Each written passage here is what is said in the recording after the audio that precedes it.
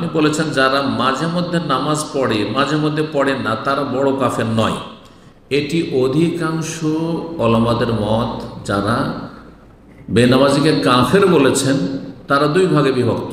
ও তাদের অধিকাংশরা বলছেন যে যদি মাঝে মধ্যে ছাড়ে কিন্তু পড়ে, প্রতিদিন কিছু না কিছু নামাজ পড়ে, মাঝে মধ্যে ছাড়ে, তারা বড় কাফের নয়। এটা অধিকাংশ যারা কাফের বলছেন তাদের মত। এটি বেশি শক্তিশালী মনে হচ্ছে। তারপরে বলছেন প্রশ্ন, অথচ গত 2-3 বছর আগের বক্তব্য বলেছেন এক ওয়াক্ত ছেড়ে দিল কাফের। এটি শেখ মোহাম্মদ বিন সালেহ ওসাইমিন রাহিমাহুল্লাহর মত যে একবার ছেড়ে দিল। এইরকম বেশ কিছু ওলামারা রয়েছেন যারা বড় কাফের বলছেন বেনামাজিকে এক ওয়াক্ত ছাড়লে কাফের হয়ে যায়, সে কাফের হয়ে গেল, আবার নামাজ পড়লো তখন সে ইসলামের গণ্ডিতে আসলো।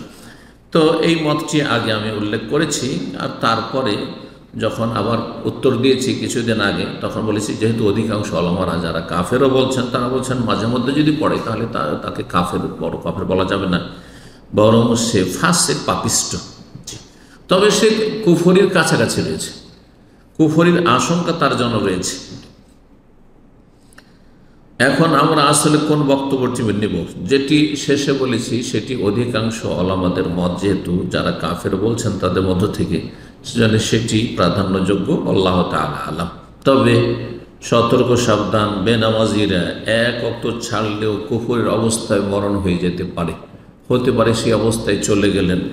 আর ইজতিহাদি ফতুয়া হতে পারে যে শেখ বিন ওসাইমিন রাহিমাহুল্লাহর মতটি শক্তিশালী, ইজতিহাদি মত, জরুরি নয় যে আমি যেটিকে পরে প্রাধান্য দিলাম সেটি হচ্ছে হক আর বাকিটা বাতিল। এটা হচ্ছে রাজে বেশি প্রাধান্যযোগ্য, কিন্তু হতে পারে যে বড় কুফরি এক ওয়াক্ত ছাড়লে এটাই আল্লাহর কাছে হক।